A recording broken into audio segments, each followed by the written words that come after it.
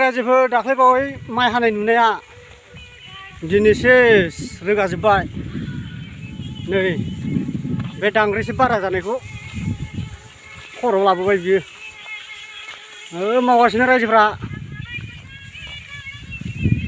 माइआ बेसेबां बुरजा जाखो रायजोनि माइआ जोंना र'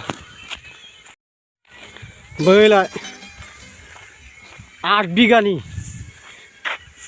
बिगानि अमा जानांगौनि माइआ बेनो। बेखौ फाननानै अमा मासे जानो नागिरदों।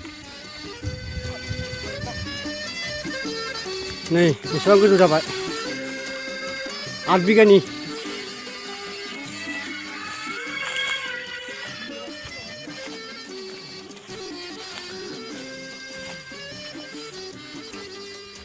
माइखौ फाननानै मा जागोन होनदों आदै? माइखौ फाननानै मा जागोन?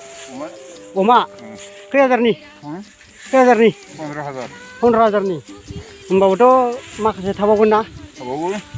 मथा मथि 8 बिगायाव जोंनियाव 160 जाहैनो हागौ। 18-20 जायो नालाय जोंनि जायगायाव। 18-20 जोंना मेचिनजों हायासै। नै बे न'खरा मेचिनजों हादों। जोंना रायजोआ आखाइजों हाबाय आरोखि।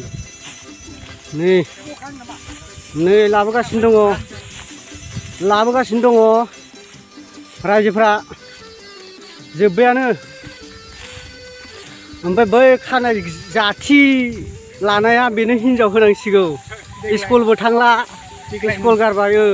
सोरबा सिख्लाफ्रा नायदोंबा खोन्थाहरनो हागोन। नैबे खानाय जाथिखौ फसायदोंबा आंनाव कमेन्ट खालाम। नै नाम्बार नांगौबा आंनाव नाम्बारखौ कमेन्टआव हरनानै दोनहर।